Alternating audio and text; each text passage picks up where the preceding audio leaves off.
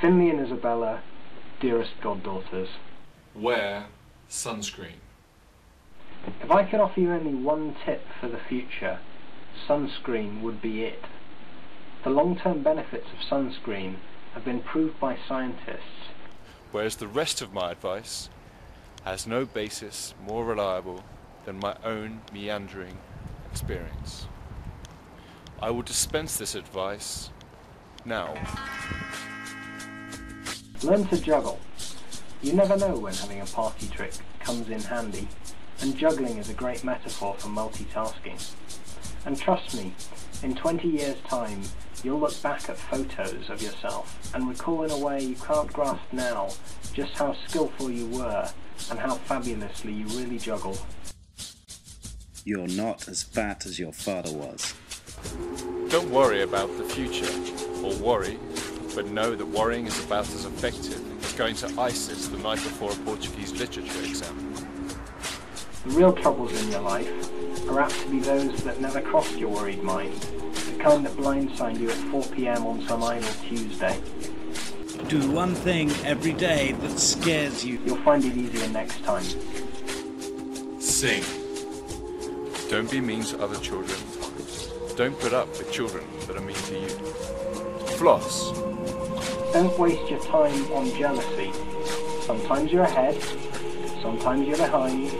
The race is long, and in the end, it's only with yourself.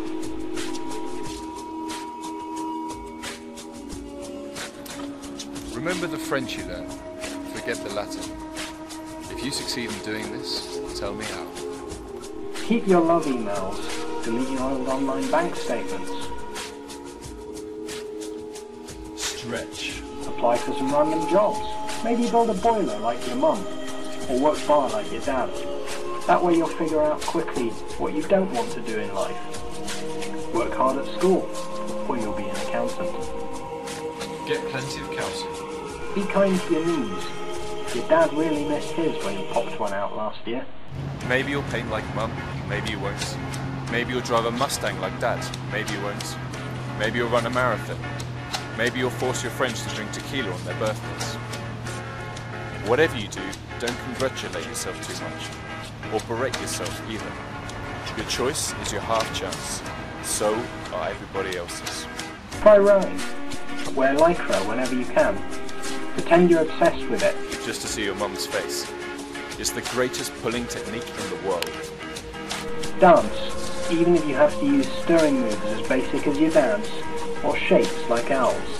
Do not read muscle magazines. They will only make you flex inappropriately. Brother and sister together will make it through. Someday our spirit will take you and guide you there. I know you've been hurting, but I've been waiting to be there for you. And I'll be there just helping you out whenever I can.